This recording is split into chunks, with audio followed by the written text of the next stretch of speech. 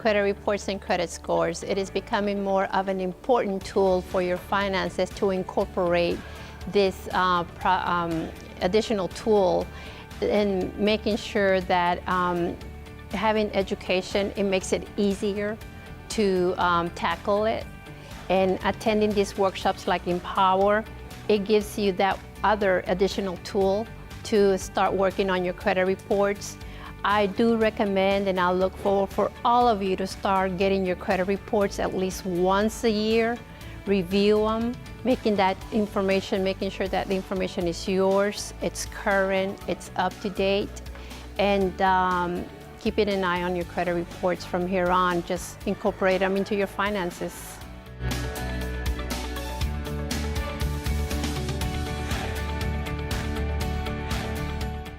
So today's presentation is about credit reports and credit scores.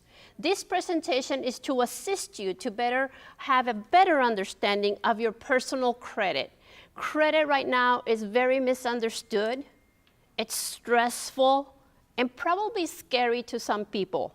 Scary because you hear all this information out there going on that this is what happened to my coworker, or this is what happened to my parents, and it's just confusing. And you say, well, what is the right way to? Well, let me tell you right now, please learn one of these. This thing will be that credit is not a one-size-fits-all. You need to learn the history, the credit history, your information on that report in order to know, to interpret it and to know how to move it for you, for your benefit. And that's what I want to share with you today. You have this handout, this book. The book itself is from the Federal Trade Commission, and my presentation is going to revolve in regards to this information that is in the book. The next page that you have in there, it's an event evaluation. So once I'm done, please do grade the presentation. This right here helps us for funding purposes. And as you can see, it's not asking you for an email address, nothing of personal information. It's confidential, okay? The next page is a sample of the TransUnion credit report. And once I come to that part, I'll let you know so you can pull it out once again and we'll go over this information. And then the next handout right there, it is also part of my presentation to talk about disputes and updates on your credit report. And I wanted to share this form with you so you can see that it's nothing hard to fill out and also that you have it on hand. And we'll go over this right here, okay? So let's get started.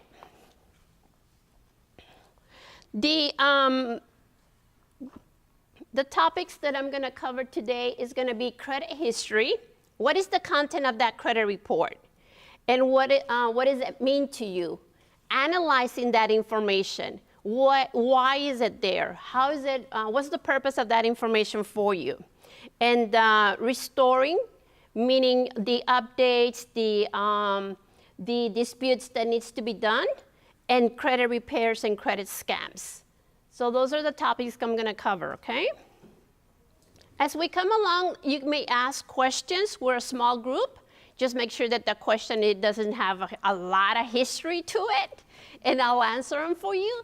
But I'll be also happy to give you more information aside once I'm done with the presentation, okay? So credit, why credit is so important right now. And it's mentioning in case of an emergency, when we're running short on cash, large purchases, the house or a car. And the last one, it has several items listed. We know already that when you're renting an apartment, they're going to check your credit report for rental. And then the latest thing right now, right here in the last 5 years, more so very strongly, it's about employment. And you'll see a little bit more of that information on page 6 of the handout that I've given you, on page 6. So employment purposes. Right now, I know that we are filling out a resume and probably emailing it to the employer. But when that employer gets interested in your resume and wants to talk to you, what they'll do is invite you in for a interview. And when they're doing that, what they'll do is have you fill out their application. So when you're filling out that application, you will see, please read it, because it's telling you what they're going to also do once you sign that application. Either they're going to do a background check, a drug test, or pull that credit report. So depending on the job that you're going to be applying, it's already printed that information on that application. And once you sign it, that's when you're giving them permission to pull your credit report. Here in a moment, I'm going to get into the inquiries. How is that going to affect if they pull your credit report for employment purposes, okay? So the next one is talking about credit reporting agencies. And that your credit reporting agencies, that's on page 7, the detailed information of it, on page 7 of your book. So it's Experian, Equifax, and TransUnion. Those are the largest and often used agencies for credit purposes. And they, the services that they provide, it will be the services, the purpose of these credit bureaus, it is to increase the access to credit. So readily, all of your information is there to be viewed. And then decrease the timing for credit approval. So you know that when you're applying for a credit card, normally in less than a minute, they'll let you know if you're approved or denied. In less than a minute for credit card purposes. For a car, it may take maybe an hour, 3 hours for a car. For a house, it's a little bit longer. It's more extended. When you're buying a house or a car, they're pulling all 3 credit reports, okay? For the house purposes, depending on the lender, they're going to work either with your mid-number score or your highest score. On the car, the same thing it'll go. It depends on your mid or higher score when you're buying a car. It is very important that you work with all 3 credit reports yourselves as an individual. Don't just pull one of them, one or the other. Pull all 3 of them because it contains completely different information. Have you seen your credit reports this year already? You have? A couple of you? Okay, great. So you know, as you're following me with the information, you already realize that there is different information on those reports, correct? Well, the agencies themselves, Experian, Equifax, and TransUnion, they're not exactly the same. They're not. They're holding different information. And that's why when you see your credit scores, it differs because one has more than the other. Experian is the most often used report, Experian. And then you have Equifax. That will be the second one. And the least used of the credit reports, it will be TransUnion. Okay? So if you're making a note, Experian, they use it a lot, especially for credit granting on credit applications, credit cards. And the other 2, we just don't know. But that's why you need to work at having all 3 of them as current as you can with your most, yes ma'am, you have a question? Why is it that they use Experian the most? It holds most of the lenders, they're members of that agency. That's why, most of them. Major lenders, nationwide lenders, bankers, department stores, they belong to all 3 of them. When you come into a smaller local mom and pop shop, if they report to the credit bureau, they'll go with one or the other because they sometimes can't afford it or it's just sufficient for them to have their information out there. The lenders themselves are the ones that become members of the bureau. They don't go, the bureau doesn't go and look for business because they're established and that's what they're doing. It's a warehouse storing our information. And it's so well known that that's why the lenders, they want to become members of them. So even if your credit score is higher with Equifax or TransUnion, because there are members, like you said, with Experian, they'll go with that one, that score? It could be. And if not, like I said, let me put out a name, Comerica could be a member of all 3 of them. And when you're looking at your credit report, you'll see them on all 3. But if you have another Macy's, for example, you'll see them probably in Equifax only. So that's their choice. That's why the difference is reported into those agencies, okay? So the other one will be improving the mobility of your credit, the services that these bureaus provide, the mobility that because of technology right now, your information travels with you. You're here in Texas today and you're in California tomorrow and you need something on credit, it'll be available for you right there and then. And the access to consumers' service products. Service products will be your pre-approved applications. The lenders, your lenders, once a year, maybe twice a year, but at least once a year, they go behind the scene to look at your credit reports and see the movement that you have and what you're doing with credit. So if they see something that they like, it prompts them to send you a pre-approved application, okay? They're fishing for new business, and that's how they're doing it. And that they're not looking at the whole picture, so that's why it's pre-approved. So when you call in and you get interested in, and they're saying, oh my God, finally it arrived, so-and-so, this application right now, I'm gonna see if I get approved.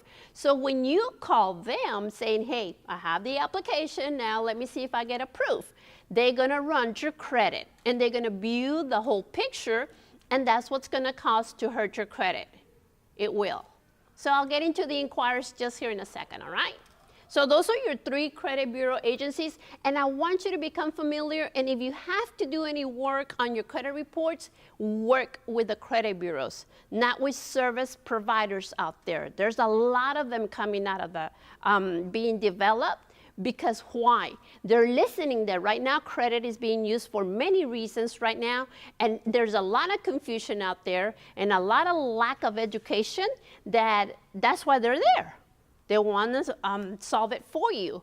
But let me tell you, there's no quick fix to credit. You have to work at it little by little. And that's why I want to give you the guideline that how is this being done so you can start tackling on your own too. You can do it for free. You do it for free. I mean, just stop and think. If you were to work with an agency right now, what is it that you're going to do? You're going to give them all your information. They don't have it.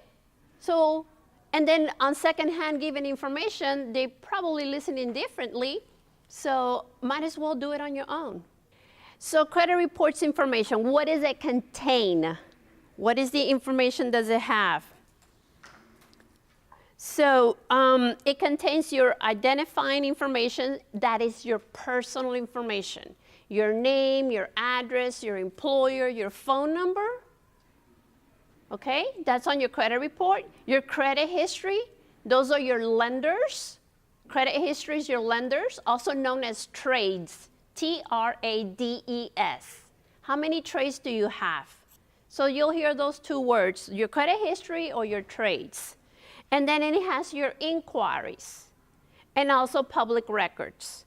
So the public records information will be your judgments, unpaid tax liens, bankruptcies, and that information, it is gathered from the local, state, and federal courts.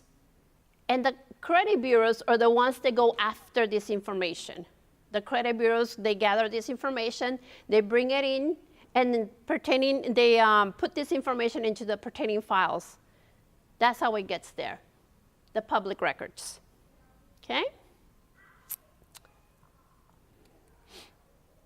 Now we're gonna be talking about inquiries. External inquiry, internal inquiry, excessive inquiries, and inquiries when shopping for a good rate. You see, there's all difference. The external inquiry is also known as a hard inquiry, H-A-R-D, hard. Back in the day, probably like 17, 20 years ago, there only used to be one inquiry. And we learned from each other, and we heard that anytime your credit report is being pulled, it's bringing down your credit scores. Yes, it was back in the day. But I believe in the last probably 7 years, the soft inquiry was developed for us consumers. So it shouldn't count against us. So that takes the place of the internal inquiry. Internal inquiry is also known as a soft inquiry. Okay? Excessive inquiries, that is counting against you when you're applying for too much credit. It counts against you. Inquiries when shopping for a good rate. Again, that one also, I believe in the last probably 10 years, that when you're looking for a car or a house and you used to shop for the better deal, it was counting against you. Well, not anymore. The lenders have an understanding that if you do this shopping in the first 45 days, they're looking at the type of inquiry, who's looking at your credit report, and it will not count against you. They have that understanding, okay? But this is the difference of this understanding that they're not explaining to us, the consumers. For each time your credit report is being pulled, remember? It's a hard inquiry. Somebody's looking at your credit report, and they're not sharing it. So they have to pull their own credit report. Let me give you this example. If right now, this weekend, you're looking for a good car, and you went into Toyota, Ford, and Honda. Toyota, Ford, and Honda. And you're still haven't decided. So you went into Toyota, you're not happy with the product and the deal that they're giving you. And then you go into Ford. You're not happy still, you're still looking, but they're pulling your credit report also. And then you go into the last one. They cannot transfer your credit report to each of the lenders. It is against the law, but they are pulling it. Right there and then, they're not gonna see that activity you've done, but by the next month, because your information on your credit reports, it updates every 30 days. You will take that so-called hit. Your credit scores will drop. Each inquiry is dropping you anywhere from 3 to 5 points. Each inquiry, 3 to 5 points.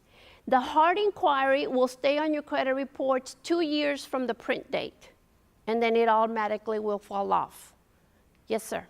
So when you're shopping for a home or a car, what would you suggest so that you can shop for the best rate and not have your credit pulled each time? Mm-hmm.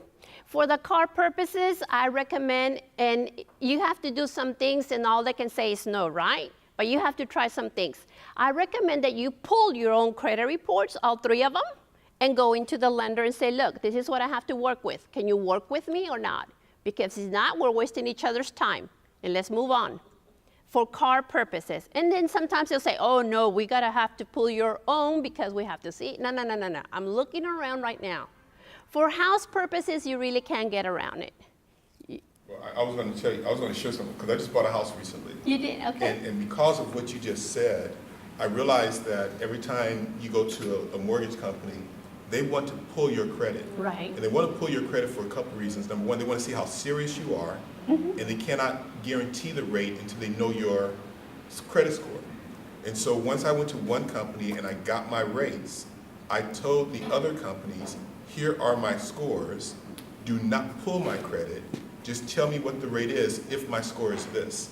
But they will always try to pull your credit report, but you got to tell them no, because every time you go and they pull your credit report, it's going to put your score lower. So you do have the control over the mortgage piece, but you got to be very strong. Right. You got to tell them that you do not want it pulled and give them your number. So Thank you for that. Yes. Normally, like I said, I didn't want to go like saying it could be easy. You just have to be persistent and stand your ground. And if not, like I say, well, since I'm looking around, I can move on to the next competitor.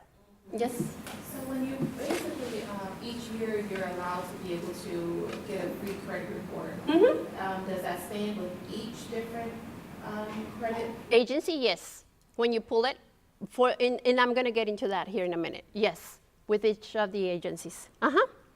So external inquiry, very easy to remember. Anytime that you are applying for anything, it's going to be a hard inquiry. You want something on credit, that's a hard inquiry. The soft inquiry, internal, that it takes the place that when you are looking at your credit report, as many times you want to look at it in 1 year, it will not hurt your credit scores. When you are doing the employment, it will not, because you're not applying for anything. When you're renewing licenses, such as for financial advisors or public servants, they have some licenses they have to renew, it will not hurt because they're not applying for anything. So the soft inquiry takes the place of everything else. It's not going to hurt anything. The hard inquiry, it is just for the purpose that when you're applying for something, anything, the credit card, the car loan, the mortgage, okay? That's the difference. And the excessive inquiries, why do they hurt you?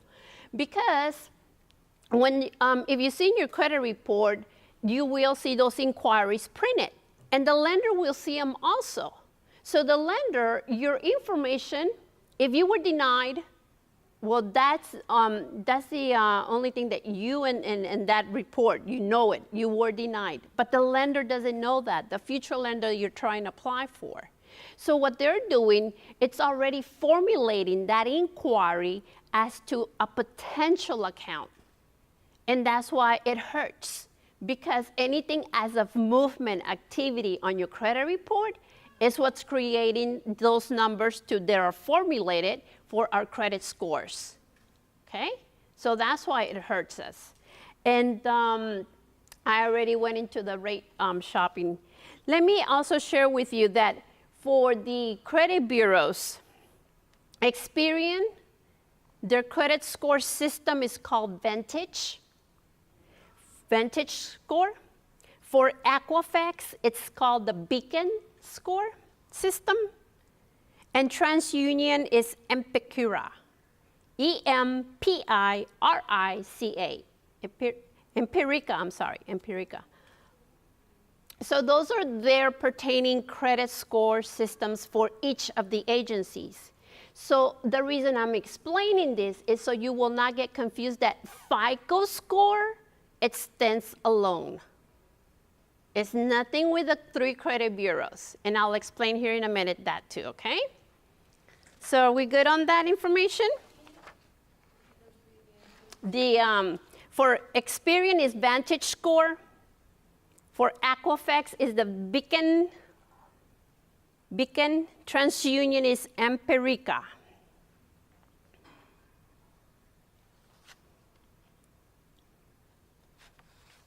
So here we come into the scoring systems, 2 types. The 2 types, because these are the most often used, your FICO and Vantage, which comes with Equifax, correct? Experian. Vantage is equal to the scoring system to Experian.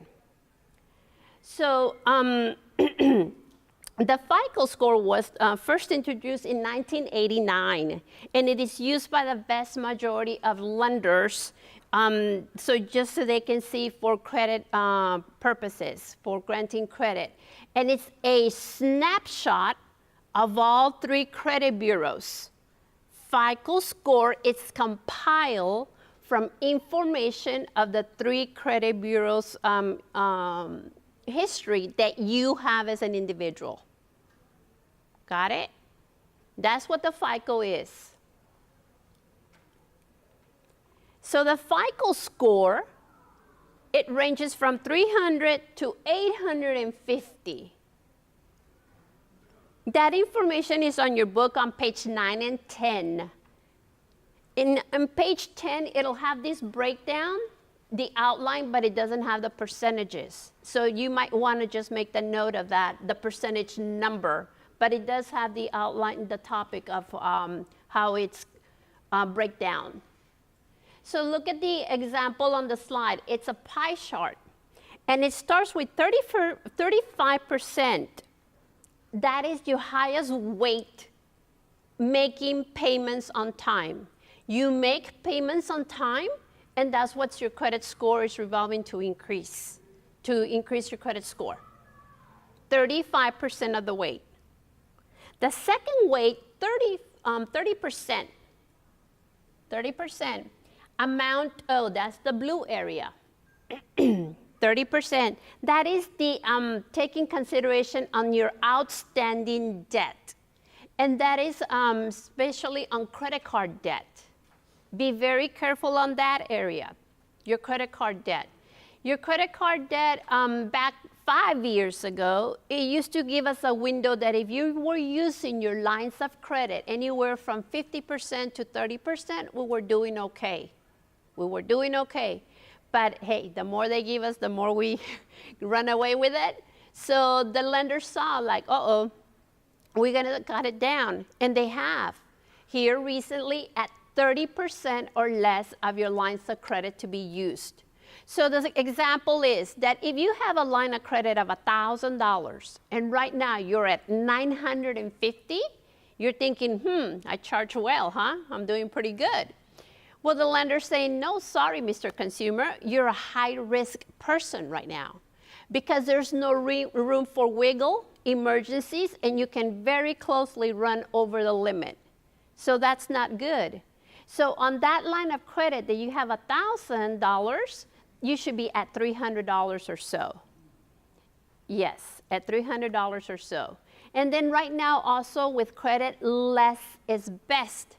Some people thinking, oh, I need to have 5 credit cards. I need to have 10 credit cards, 8 credit cards. No, it's only about maybe 3 credit cards.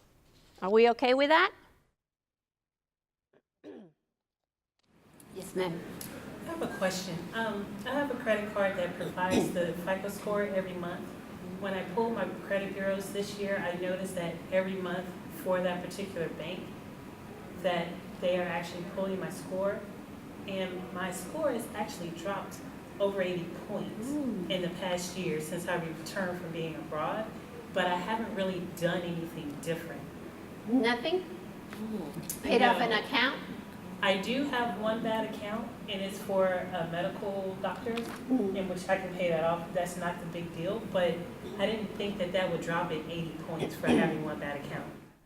Not necessarily 80 points, no. There's got to be some other things going on in there. Maybe if they close an account for you, maybe if there was a late payment on a car, something. I have 2 types of credit right now that have balances. That's my student loans, and that's one credit card that I just wasn't unable to pay off before I went to graduate school. So those are the only 2 types of credits that I have. And nothing else? I would have to view the report to give you more of a, you have a comment? No, a question, well, a comment question. It's when you get questions that my credit score has dropped and you want to know what happened, there's really no place you can ask because how the score is created is almost like a mystery. They don't really tell you besides this.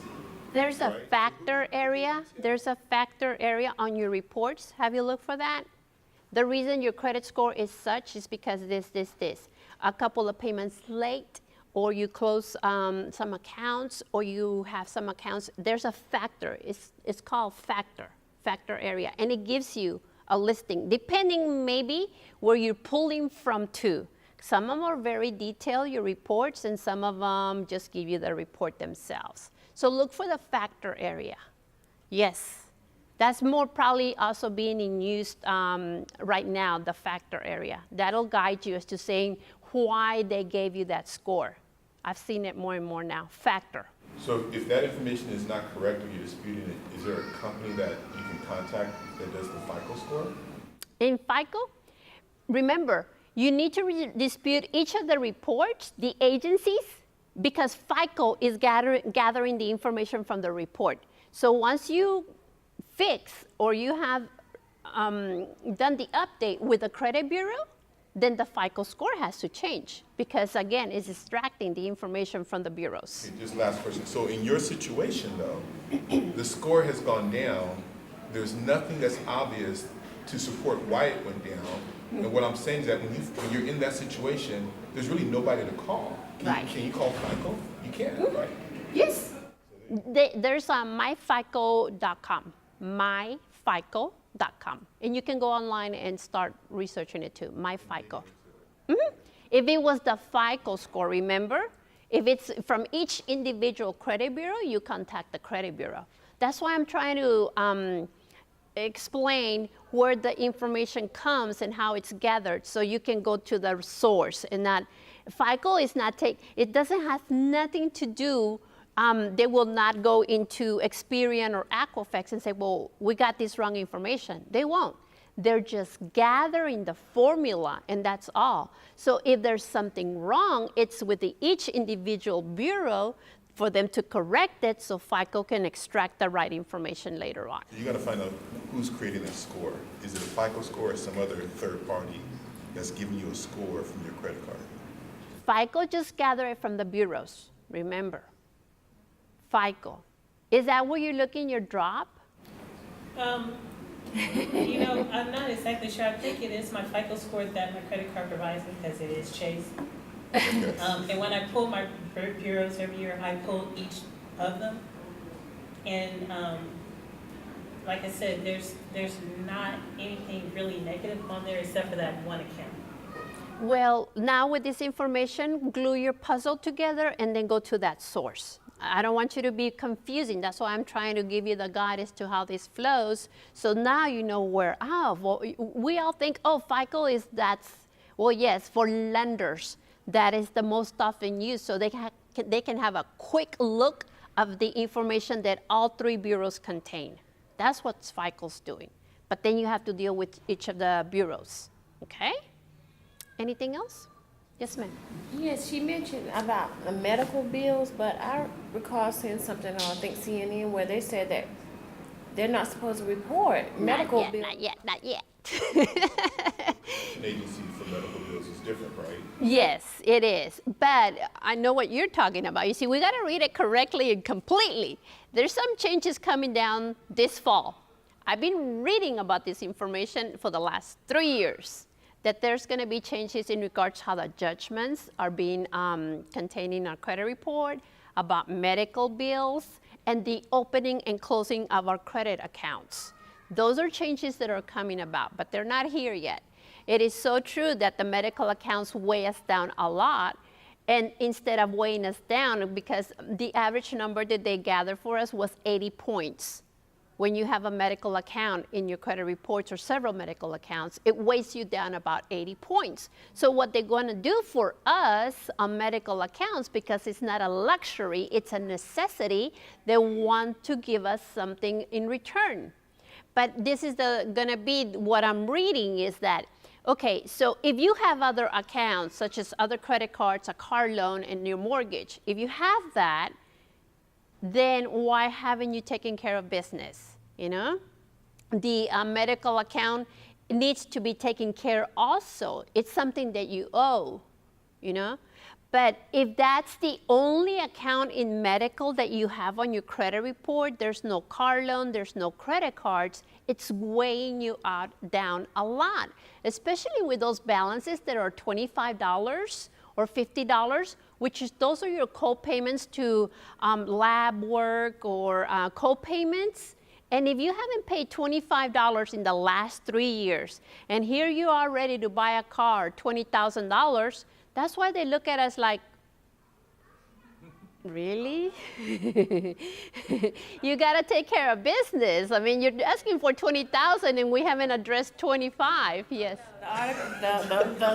The program that I saw wasn't talking about $25. They're talking about serious medical bills that people have accumulated because of, they had a heart attack. Right. And it's not something that, you plan for or you Yes, expect. it's a necessity, Right. not a luxury. So that's what I was talking about, like. Right.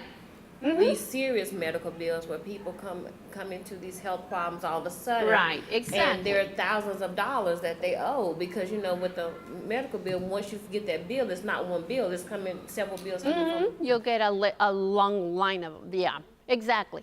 Well, my example was being we know that medical can be several hundred to several hundred of thousands, right? But let's put it in perspective right now that if you've been dealing or have and you know that there's a $25 balance in there and you haven't addressed it in the last 3 years, it's like, yeah, exactly. No, that in the amounts, yes, they're gonna look when there's such amounts that are way out there that it cannot, be paid in a reasonable period of time. So yes, medical, the closing and the opening of accounts and the judgments, and there is something else. But you see, there are changes within the credit bureau themselves too. Back in the day, we only knew of one kind of inquiry. Now we have two.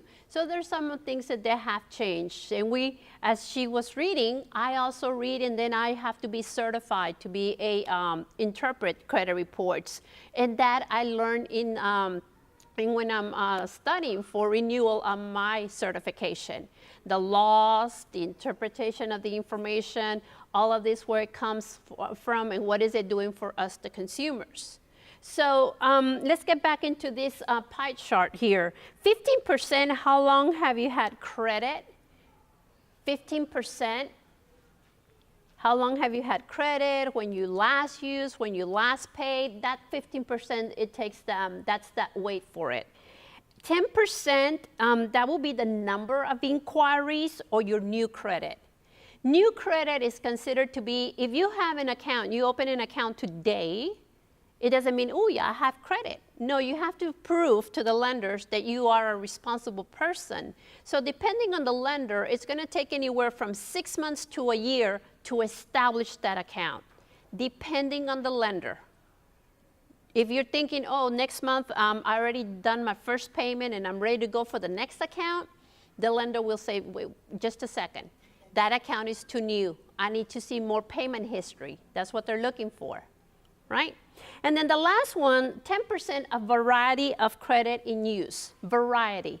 That means that the lenders will like to see that you have, if possible, your mortgage loan, a car loan, you have a couple of credit cards such as Visa, MasterCard, department store, gas cards, because they each carry a different weight and priority on your credit report. So they have to see a variety. They will like to. If you don't have that right now, it's okay. Don't run out there and think that you have to make this change right now, all right? But just keep that in mind. Some people, for some reason, if they find it very easy to have all these department stores from A to Z. And that's okay if that's what they have now, and they've established credit. But once again, the lender will prefer to see all types of credit in there. Yes? But I guess that's why if you're trying to improve your credit, but you're not seeing the score getting Increase. higher, is if you've had that credit card, say for example, for a long extended period of time, but if you're maxing it out every month, then they're not going to actually see that you can be able to manage your credit. You're hurting yourself, because once again, it goes into the 30% of line of usage, your 30%. You're not giving it room to breathe. So yeah, the more you bring it down, it's also helping you to increase your credit scores. Now, two things right now. Number one, the credit cards. Do I leave them closed or do I leave them open? Credit cards. Open. You need to learn your credit history and what's going on right now in there before you make that decision. And don't let anybody else tell you otherwise. You can have suggestions and options and recommendations on how to deal with your credit report, but you should be the ultimate person to make that decision that you're gonna, that's what you wanna do. Because if you close your accounts, you're freezing your credit report. What makes it grow? Payments. You have to have some type of a movement activity on the credit report. If it's an old account or an account, say for example, you do have 4 other accounts in there, but you're always paying one of them off, that's fine, because the other 3 are carrying the weight of movement and activity in there. But if you only have that one account, you're not showing. The lenders, yes, they want to see us in debt, as you can see, but in responsible way. Now they say, that's why they're telling us 30% or less of your lines of credit. So you can see that we're not trying to put you out there, right? So if you have to be charging like $100 or even $50 and make 2 payments, what are you doing? What's your benefit? You're creating pay history, okay? You're creating pay history. You want those scores to continue to grow. So if you're closing your account, then what is gonna show, if you haven't used credit in the last 3-5 years because you managed to pay everything on cash or you're just doing good, and if you had closed the account, then the lender's gonna see you as a new person using credit. That's what they're gonna do. So when you're gonna close the account because it's too old or you have too many, then take a look at the credit history, what you have in there, that if you can really afford to close that one account. When you're applying for a house, there's some mortgage lenders that will advise you, look, you need to do this, this, this, this in order for the loan to move forward. That information right there is based on that one loan and to move it forward and to get approved. But stop and think that tomorrow, how is that information going to affect you for the future, what you just did, okay? Because what it's not bad advice, what they're telling you. They just want to make it work so they can approve you for that loan and move you forward. So if this bank right now is telling you this is what you have to do, pay it off, close them down, it'll be fine for the loan purpose of them right there to make that loan work. But if you go to lender B will have a whole different story. And then you will become confused. It's like, well, he just told me to close everything. And then this one is telling me I'm okay here because of the different products that they have. That's what is the competition. They have different products, different guidelines. So that's why there's competition out there. Everybody's working differently to make us or help us establish that credit and getting debt. Yes, ma'am. Okay, so I'm thinking, so when you decide to get credit or a loan or whatever, it's almost to your advantage to research the person that you're gonna get it from, so Yes. you know what their requirements are. Mm-hmm. Yes, there's nothing wrong with that. We are the consumers, and as consumers, we should do our research. Who do we want to do business with?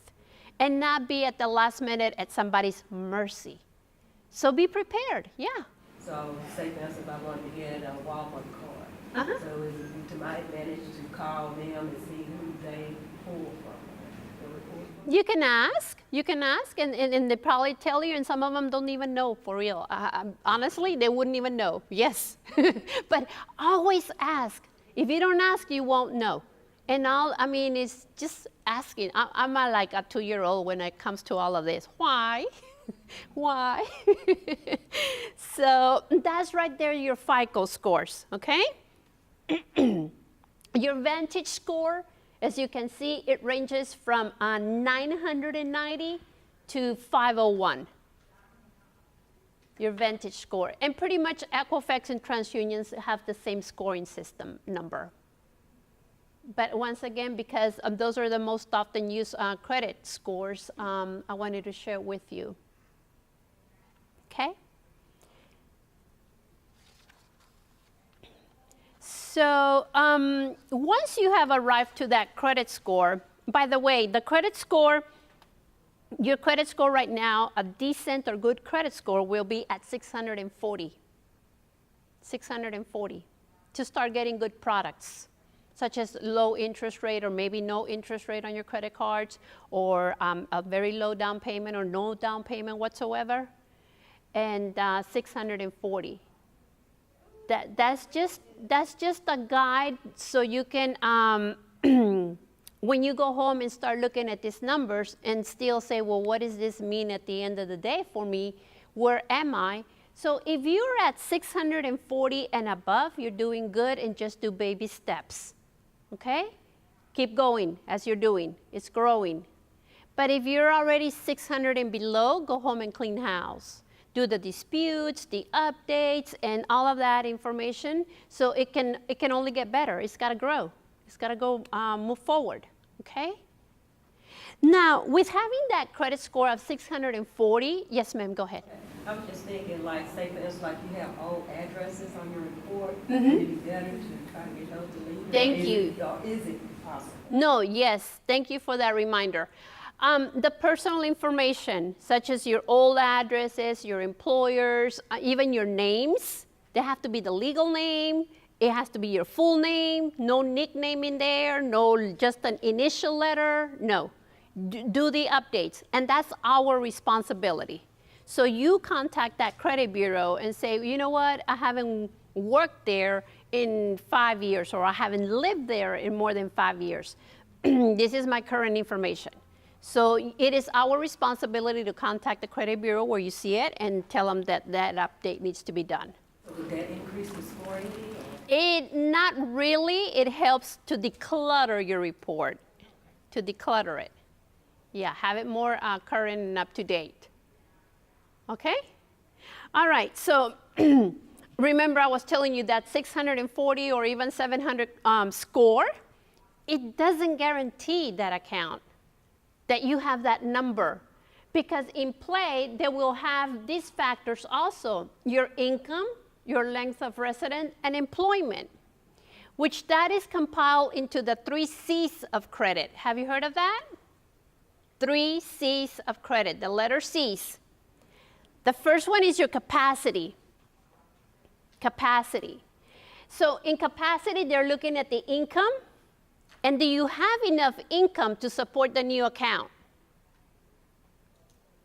In that one, in the capacity, they're also taking in consideration how long have you been at your work, how long have you lived at your residence. That's the letter C, your capacity. The next C will be your character. It's character. Have you used credit in the past?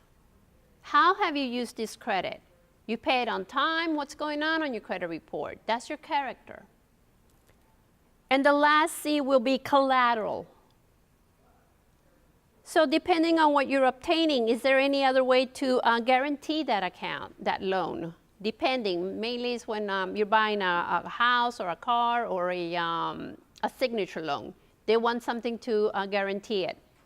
And if not, they're also looking at you that you have a savings account, a checking account, and that you're pretty much established with those two. They're seeing the movement.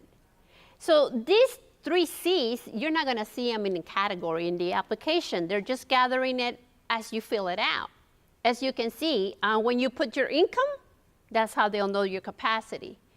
Your address, how long have you been living there? So that's all of that information is the 3 C's on your application. Yes, ma'am? You said something about the bank account. How does that figure into that? Because they will see how stable you are with your money. They probably will even ask you for a statement of your checking account. How long have you had it? Do you have NSFs, insufficient money in there? Or you've been steadily having that checking account and managing it? And savings, the same thing. How responsible are you with your money? Is that money growing, or you're taking it in and out, or putting a lot or not enough? So that also, if there's no other factors for them to help you as you don't have a lot of credit, a checking and a savings account can also assist you. The relationship that you have with the bank, that helps too. Okay, anything else? So with those 3 C's and your credit score, that's what can move you forward to say, now I'm ready for the next loan. See, it's not just about, a lot of people are working so hard and saying, oh, I have 700 and I should be able to get what I want tomorrow. And have you heard, and people will even call me and say, Ms. Perez, I do have the 700, and they deny me. And I said, why? And then we go into it, and as you can see, he pays the credit on time. He has the 700, but 2 things happened to this person. Number 1, his income changed. It dropped. And then they say, he was saying, well, I do maintain my credit cards on time. I said, but 2 things. You're paying those credit cards with one and the other, and you have not changed the balances. So if you're not changing the balances, bringing them down, they're noticing that. So that's why you probably were not approved. And if you, it is best just to ask the lender. Most lender will say, yes, we deny you, but you're gonna get a letter in the mail. No, you wanna hear at least a little bit more specifics and be persistent about it too. Because otherwise they just push us like that. You'll get a letter in the mail. No, I know the letter, what's gonna come. Check the credit report. Yeah, and then I look at the credit report and it still doesn't say anything to me. So how do you obtain your free credits, credit reports once a year? Okay, so that right there will be, it's on your handout book too. I believe it's page 2. So annual credit report, FACT Act, Fair and Accurate Credit Transactions. It is a federal law that the credit bureaus participate on giving us our credit reports once a year completely at no charge for the credit bureaus. When you're pulling your credit reports from this site, it's not giving you credit scores. You can buy them from them, and if you want, yes, I do recommend it because it's coming directly from the credit bureaus. But for me, when I get my credit report, I am not focused on my credit score, honestly. Because if I'm doing the right thing by it, the right thing is gonna happen with that number. That's because that's how that number is being gathered, by the activity in the history of the report. So if I'm doing the right thing, why am I just focused and looking at that number? It's like losing weight. Oh my God, I haven't lost that 5 pounds still. And here it's like, oh, I haven't gained those 5 numbers that you need up there. So be that the thing in the back of your head, that number, do the right thing and it'll happen for you. You will increase it. So you can go online and order all 3 of them at once. Be very careful that when you go online, it's very sensitive. It'll ask you some questions that you only know the answers to, but if you give the wrong answer, it will kick you out and say, hey, we need to deal with you by mail, okay? You also have the option when you're online to order just 1 or all 3 of them. So read, because you will be checking a box. It's either gonna give you all 3 of them or just 1. I personally get them quarterly. I get 1 at a time. That's just me. And if not, you can order it over the phone. Over the phone, it's gonna ask you for your personal information so they can have it, give it to you, or you can send for it by mail too. But this right here, it comes directly from the credit bureaus. Something that was said earlier, it prompted me to think that when you're dealing, getting your credit scores or credit information from these other services, I believe the lady said Chase, right? Right, you said Chase. But do you know which credit bureau they're using? Because they're not giving you all 3 credit bureaus information, these services. They only give you 1. So make sure that you're looking at the other 2, or which one is it that they're pulling from.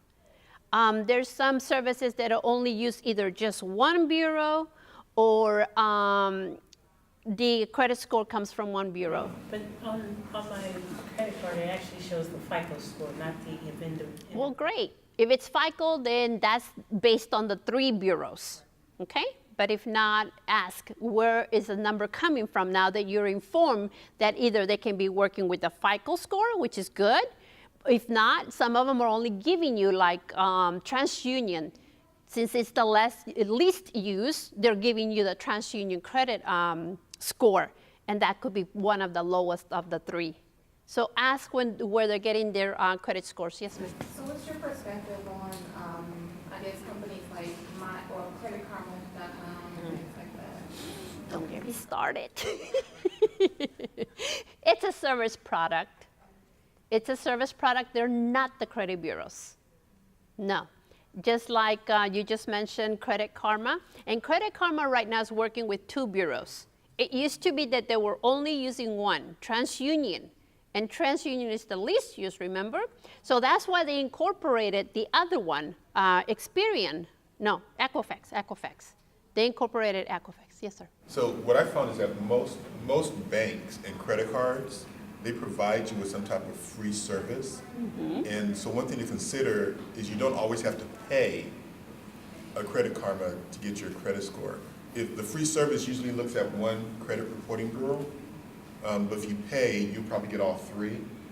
So I just say, know what you're paying for. Mm-hmm. And here lately, if you noticed in the commercials, Experian, Equifax, they're doing their own thing now. They're providing your scores, of course, for a fee too, but I would rather work with the credit bureau, because that's where my credit information is at, than a service product. That's just me. That's why I was telling you, and I'm introducing you to the credit bureaus, because there's a lot of products coming out. Now that more and more credit is becoming important and being used for other things, these service providers are out there and charging us for their service. If you work or seen Credit Karma, have you? Have you all gone into there? Okay, you put your information, right? And then based on what you have in there, they'll suggest to you, oh, well, refinance your car, or you need to open 2, 3 other credit cards, or do this and that. It tells you. But it can only be done online right there. Because if you go to the actual bank and say, hey, I'm here to apply for my credit card, and they'll say, they're confused. No, wait, it has to be done online. Everything that Credit Karma tells you, it cannot, you cannot just say, run with it. And that's what happened. A lot of people were going to go buy cars. And they will get to the dealership and say, well, my credit score is good, I'm ready to deal. And the salesman will say, oh, no, this is your credit score. Well, Credit Karma said no. So that's why all of this confusion. And then that's why now they incorporated 2 credit bureaus. But still, they're not working with a full deck because there's 3 credit bureaus. Okay? All right, so this is about getting your free credit information. This information, you can share it with friends, family, co-workers, because it's for us. So take advantage of it. Look at your credit history. At least you'll know what needs to be done. You're learning it, and start tackling it, okay? By the way, young adults 21 and under, in the 2009 law changes, it is for a person of 21 and under, they shouldn't have no credit. Only and if they can show proof of income, they're authorized users, or joint account for 21. Because that's, remember back in the day, going into college, all these tables offering credit cards and a slice of pizza and a t-shirt. Well, it got out of hand, right? You see, so they were listening to us after many years. But that's one of the changes that came about. So 21 and under shouldn't have a credit card, not unless, and then that is nothing to do with the debit card. It's a credit card, okay? So they need to have income, joint account, or authorized user. So looking for errors on your credit report, that will be on page 3 and 4 of your handout book. 3 and 4.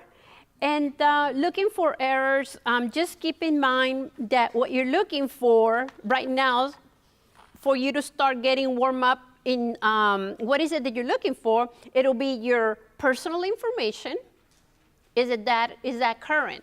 Your name, your address, your employer, your phone number. Look for that. The name, like I said, make it legal name. Us ladies, when we get married, we're happy to take on that new last name, right? We get divorced and we hope that the last name goes away by itself too, right? But it doesn't happen that way. So that needs to be updated. Even with nicknames and those initials, get it updated. The other thing that you want to look on your credit report will be the status account. The status. Are they reporting it correctly? It's a human doing this work on the other side. Data entry. So those fingers can get crossed or changed. So make sure that they have the right information, the right opening date, that you send the right payment history, that they're not showing you that you missed the payment. Make sure that that information is correct in there. The other thing that you want to look at is for that outdated information. Again, there's statutes of limitations on numbers that this information should fall off automatically. But once again, it's very rare. But that's why it is our responsibility to come behind, and that's why I want you to see your credit reports once a year, again, to see that the information is current, it's yours, and it's updated. No identity theft also is going on. Identity theft right now, it is the largest silent crime going on. And if you're not looking at your credit reports, it can happen to any of us. So what best way to look at your credit reports and start looking out for those things that if you feel that, hey, I never had a Macy's, but here's one, where did it come from? There was a lady in my class, and so she shared with us that saying, well, you know, Ms. Perez, right now, my credit is shot. It's hurting. I cannot even buy bubble gum with that credit. But yet somebody bought a house in San Antonio. Wow. You see what they can do, alter all this information and make it work? So don't think just because, oh, my credit is not good, I'll look at it later, or I don't have to look at it. Just do. You said somebody was able to buy a house with her credit? Yep, that's what she shared with us. Yes, yes, sir. So, I mean, this is kind of obvious, but it's really important to know that you should only dispute stuff on your credit report that is incorrect. Not stuff that's right. Yeah, Like, right. You just don't like it on your credit report. Yes. Don't like the truth. But someone told me the other day that when you're disputing your credit report, you as an individual, that you got to be careful. And I'm trying to make sure I communicate what she told me. But if there's something that about how you do a dispute that could be a permanent part of your record, and you got to be careful when you're disputing something versus when you're asking the credit reporting bureau to justify what they've reported. Is there a difference as to how you dispute something, and you have to provide the support versus the credit reporting bureau having to do the investigation? Is there a difference in that? Number one, and to also add to your comment right now, I heard also just recently in regards that if you were to submit 10 disputes at once, it will cause kind of like a probably confusion or too many a red flag.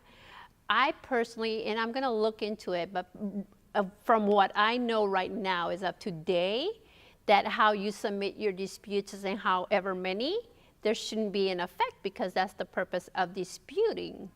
So it shouldn't, but I can look into it because maybe it's something new and or coming down the pipes, and I know a lot, but I can look into it. Also for disputing, yes, correct. If you're gonna do a dispute, have supporting information, send the copies, and you don't have to dispute what is correct. I mean, correct is correct. In accounts that are being sitting there, maybe it's very rare to see a good standing account there that is 10 years old. The reason for that is because if you haven't been using credit, then they want to give us the chance to see that, to show for us that we've used credit in the past and we managed to pay it. So, yeah. But something like your 10-year-old address, you don't have to dispute that, right? Just if you know. No, it's an update. Right. It's an update. So you would just tell them that. That needs to be Do removed. you have to submit anything to prove that you don't live there anymore? Oh no, that's your personal information. So just by contacting them, and you can do it online too. Once you get into the website, they have a site and they can walk you through. Right. Yes, sir. Then I'm on page 12, where it says steer clear of credit report scams and some claims. So I understand that. My question, are there any legitimate credit repair agencies? Definitely these are scams, but are there any good ones? Repair, there's nothing, again, I'm sorry, there's no one can repair. No, there's no one that can repair. It's your own information. We work towards making it better. That's why the repair word or fix it, when it comes at me, it's like, oh, give me your definition of the word. Because it has a big meaning, difference of meaning. So repairs, that's what we need to do it. We can repair it for free. What about doing the disputes for you? So, some correct. people don't do their own taxes, but are there companies out there that will handle the dispute if, you as an individual do not want to go ahead and dispute your own? I come from one with the largest nonprofit agency, and we even suggested our consumers that these are the steps that need to be taken to do a dispute. We ourselves didn't even tackle it because it's something that the individual can do and should do, because you have all of your information, you have your interpretation of what happened on that account. So in disputes on repairing it, we wouldn't even go there, as from the company that I come and from the knowledge that I have. Now, some clinics out there, yes they are, but you need to do your homework, please, as researching them, how long they've been in business, how many, if any, they have against them. So check them out. As you can see, they don't last long because they're not doing the right thing for us consumers. Right now, this morning, as a matter of fact, I was reading, and there's 6 agencies in California that they're being sued. They're going to be have judgment against them, and it's over $2 million that they're going to this group going to be sued for because they're charging up front. They're not delivering the product that they should be delivering, and they're promising that credit repair, that they're going to remove it, and there's no such thing. I just read it this morning. So what you're saying then is that we should take ownership in disputing all of our information. Yes, sir. And you don't have to pay somebody to do it, but there are organizations like yours, if you need guidance, that will provide you the guidance for free. Just to focus and say, because again, as in general, the consumers are not the experts yet and they're not educated. So if you have a problem saying, for example, should I be closing these accounts and I have 5 of them and I want to, I would have to review your credit report and say, you know, this is what I suggest, but I'm not gonna tell you this is what you're gonna do. I don't do that personally. I give options and suggestions on how to better the situation, but you guys will be the final, as I mentioned in the beginning, to make that decision. Yes. Marina, what is it, FICO, they don't have some type of list, a beware list that consumers can go to of these agencies and, you know, that we need to stay away from. They don't offer that on their website, you know, beware of these. No, not that I'm aware of, no. If you're looking actually into so-called a clinic or a repair agency, there's a NFCC, National Foundation Credit Counseling. And you will see this NFCC is the umbrella to govern these agencies to be on the up and up and doing the right thing for the consumers. .org, correct. Thank you. So yes, if you go to NFCC, that's the way you can check a agency if you need help with your finances, overall finances and budgeting and credit too, if you see them there. But even though after the list is there, do your work at that individual agency and making sure that, you know, they've been around for years. Again, that the pricing that they charge is not way out there, and that, you know, what's their record, privacy policies, what are you gonna do for me, and all of that. And with this information that I've shared with you, you are armed to be ahead of the game and not be prepared with a lot of information now, and then that if you were just to be calling them right now and they keep telling you things that this is what needs to be done, or we're gonna do this for you, or we have you on the phone and we're not gonna let you go until you do something about it. So now you know that no, I'm just looking around, or let me think about it and I'll get back with you. Okay? So I've shared with you also the dispute form. And the reason for that is because, again, so it won't be complicated, thinking that it's stressful. Do I need to write a paragraph? Do I need to write a long letter explaining my situation? No. You can take this as a base or use that form itself and read the instructions on the top. For every dispute, if it's in different credit bureau, it would have to be sent to that particular credit bureau. If it doesn't belong to all 3, you don't have to send it to all 3. And the contact information is way at the bottom. Very simple to fill out. I mean, you're just gonna check, not mine, outdated. And this is the only form that you can do disputes in is by mail, or can you do it online? You can do it online. Yes, you can do it online. I just wanted to share with you the form in case you thought, well, some people don't have access to internet or not, you know, technical savvy, so I share the form too, just so they can have the idea too that it's nothing complicated, okay? So that's the form you can use. So here we're talking about the credit repair scams, all right? So, no one can remove that information, as we were talking about, and they cannot improve your credit scores. I'm actively listening to the radio commercials that, oh, we're gonna do this for you and your credit scores will increase. And I'm thinking, wait a minute, my last research and learning to become certified, that pie chart of payments. So how can you increase that credit score from one day to another that much if there's no pavement movement? So that intrigues me, and I'm gonna find out what what they're talking about, because this is what I know, and this is what they're telling you on those commercials, that they're gonna increase your score from one day to another, and it's like, wow, how did that happen? What are they doing?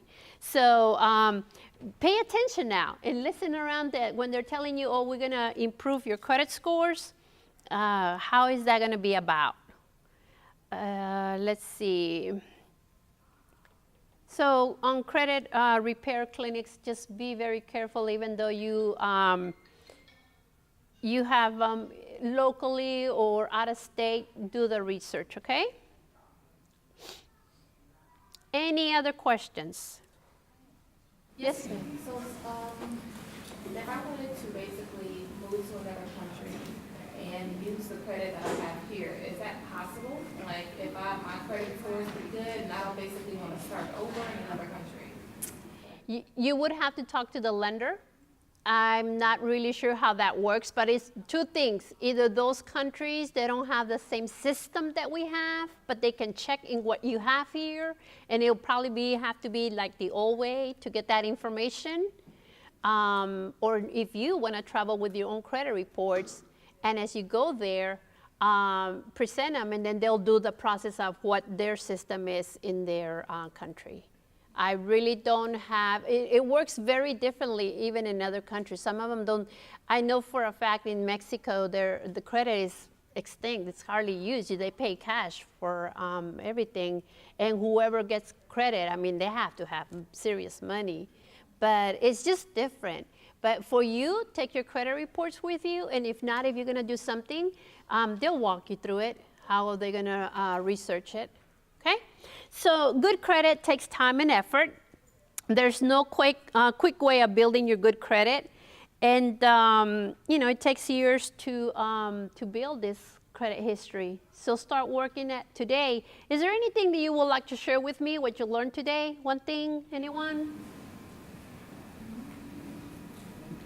I didn't know the breakdown of how the actual credit score becomes a sum of the many different, channels.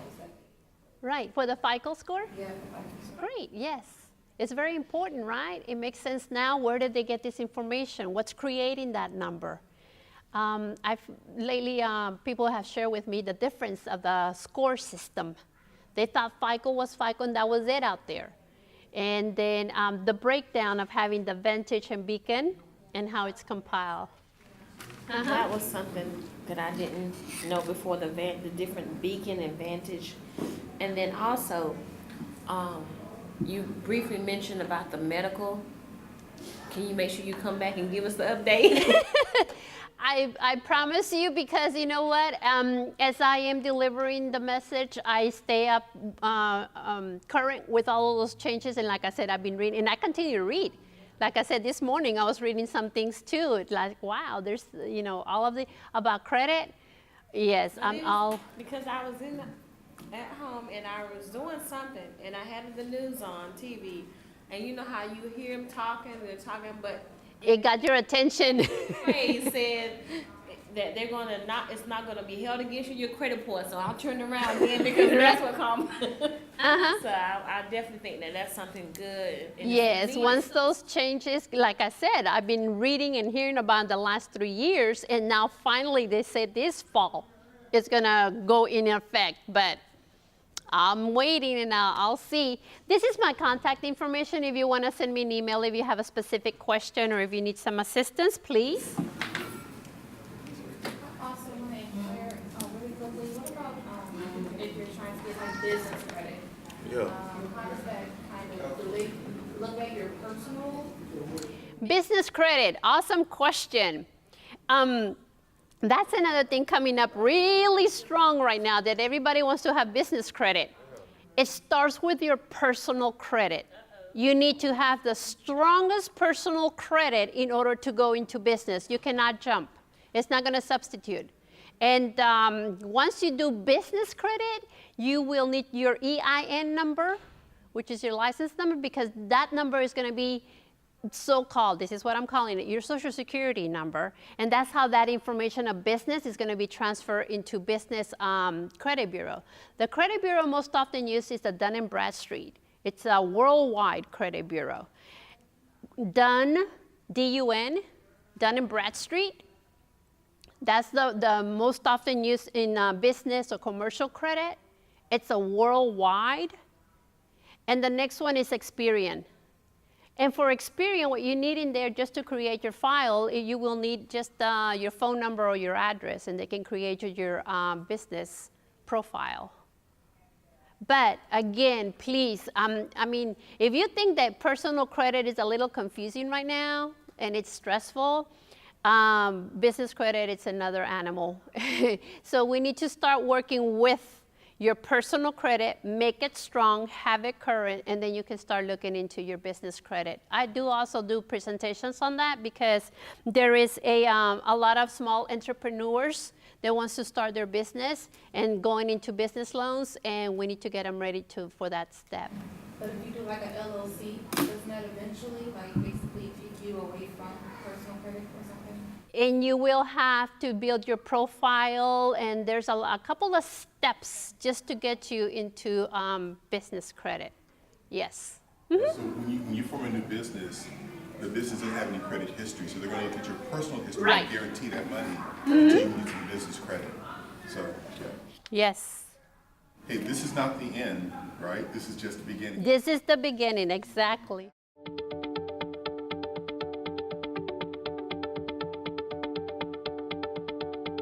Well, one, I just thank the Empower series for allowing us to be able to receive the wisdom and knowledge of Marina Perez and helping us to better our credit today.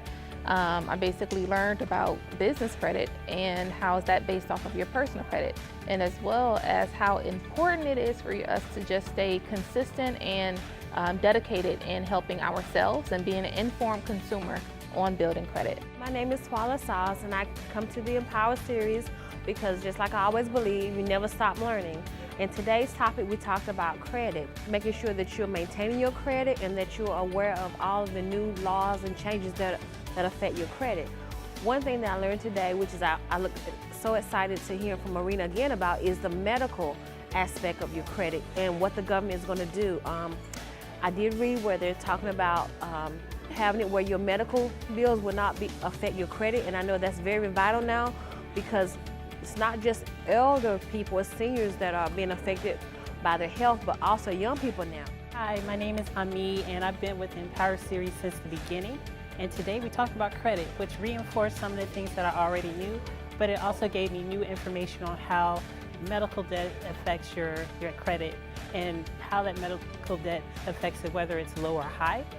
And it also taught me more about what I need to do or what has changed in the credit world since 5 years ago. They wanted you to have a little credit card with a little higher debt to make sure it was revolving. But now, since we've taken advantage of that, they've taken that away. So it's great for me to know what will affect my credit so that I can actually budget and plan accordingly. Hi, my name is Tyrus Bernard, and I came to this event to really find out more about how to establish a business credit. And it's a good thing that I came because I learned that it has a lot to do with starting with your personal credit. It was a great event, and I hope to see more people come out and get more information because information and knowledge is power.